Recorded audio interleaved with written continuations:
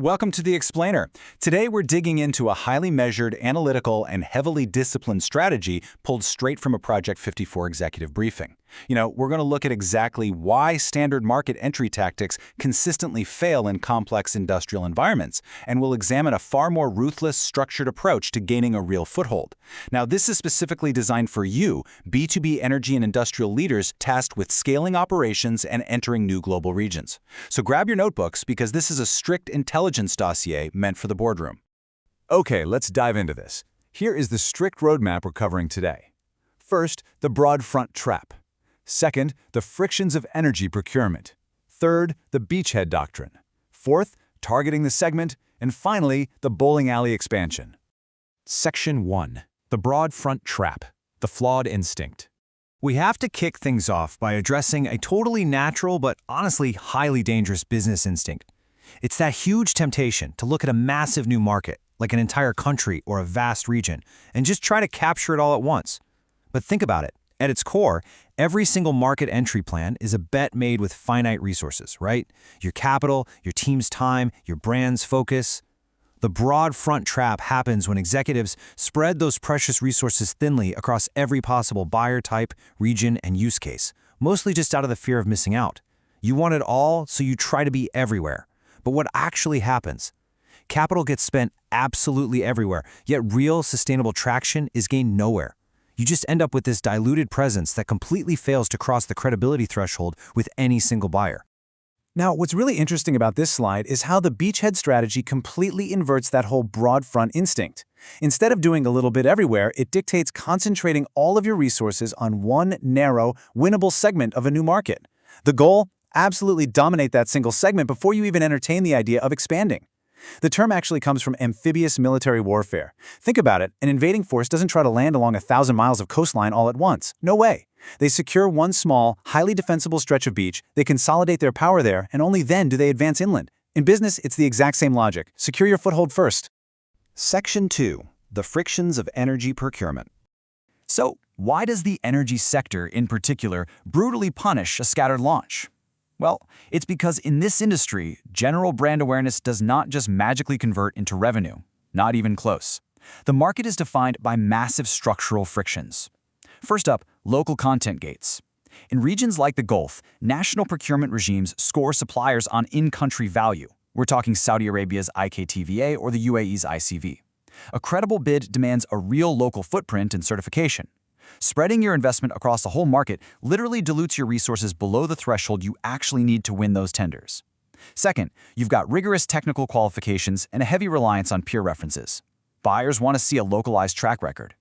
And finally, energy deals are decided by massive buying committees spanning procurement, health and safety, and engineering. And these sales cycles are incredibly long. A thinly spread launch simply cannot sustain the coordinated, localized attention required to win over these deeply risk-averse committees. Section 3. The Beachhead Doctrine. And this brilliantly illustrates why, once you actually understand those frictions, extreme concentration becomes the only logical response. Check out the stark trade-off side by side here. With a broad front entry, your resources are spread incredibly thin. Your time to any real proof is painfully slow. And you end up with these isolated logos that don't really persuade anyone else. Plus, if momentum stalls, your risk is sky high because your capital is scattered to the wind. But look over at the beachhead entry. Resources are heavily concentrated. You achieve reference-grade dominance fast. You build a dense, highly persuasive cluster of peers who vouch for the exact same use case. And if things stall there, the risk is totally contained. You hold a defined, defensible position. In friction-heavy markets, the math tilts hard toward concentration. Now, it is absolutely vital to understand that a beachhead strategy is not about moving slowly. It's not about being overly cautious either. It is about entering narrowly, but overwhelmingly. You are intentionally putting a disproportionate share of your resources into one specific segment so that you become the undeniable, obvious choice before your rivals even register that you've arrived in the market. It is a deliberate, aggressive focus. Which naturally brings us to the most critical question you can possibly ask when deploying this playbook.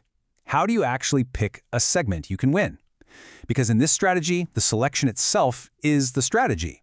If you get this wrong, honestly, no amount of brilliant marketing or flawless sales execution is going to rescue the launch. Section 4. Targeting this segment. Targeting the segment isn't some guessing game. It requires a strict methodology. In fact, when beachhead strategies fail, it's almost always a failure in selecting the right target. So, the crucial point is that a defensible beachhead has to pass these 4 mandatory tests simultaneously. First, it must be winnable. Given the resources you have, you must realistically be able to become the clear number 1. If you can only ever be a marginal player, skip it. It's just a distraction. Second, it must be referentiable. The buyers in this specific segment need to be highly respected by the next segment you want to target. Third, it needs to be adjacent rich. It has to sit right beside other segments you can easily expand into, sharing a channel or a buying center. A segment you can win but can't expand from, that's an isolated island, not a beachhead. And fourth, there absolutely must be a compelling reason to buy. Your offer has to solve a problem so urgent and so expensive that it totally overcomes the customer's friction of switching suppliers. Section 5. The bowling alley expansion. All right, moving into the final operational phase. Securing that first operational segment is a massive achievement for sure, but it is not the finish line. It's just your leverage. To visualize this expansion sequence, let's look at the legendary business strategist Geoffrey Moore. He perfectly described this phase using the metaphor of a bowling alley. You concentrate all your force on knocking down the head pin, and its fall naturally creates the momentum that helps topple the adjacent pins beside it. Your beachhead is that head pin. Let's move on and see how this builds compounding momentum in practice. Winning the beachhead manufactures proof. You now take those hard-won references, the highly detailed case studies, your newly established local footprint, and your cash flow, and you roll them directly into the very next adjacent segment. So for example, if you become the obvious supplier to one category of operator in a specific country, you then extend to an adjacent operator category, carrying all that undeniable proof with you. What you absolutely must not do at this stage is treat the second segment as a fresh, broad front launch and scatter your resources all over again. Momentum must compound. When you get right down to it, this entire playbook relies on one core psychological trait: restraint. The organizations that fail here, they're usually the ones that just lose their nerve. They declare victory after a couple of small wins, abandon the beachhead way too early, and quietly revert back to the scattered, broad front approach that felt emotionally safer to them all along. Turns out, doing less is often the hardest thing for an ambitious executive to stomach. But the beachhead works precisely because it forces you to say no to most of the market for a highly defined period of time.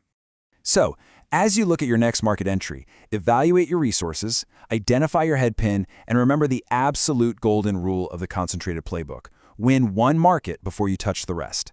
Thank you so much for joining me for this explainer. If you want more of these analytical deep dives delivered directly to you, I highly recommend subscribing to the Energy Growth Brief. Before you head into your next boardroom strategy meeting, ask yourself, are you actually securing a beachhead, or are you just spreading your bets and hoping for the best?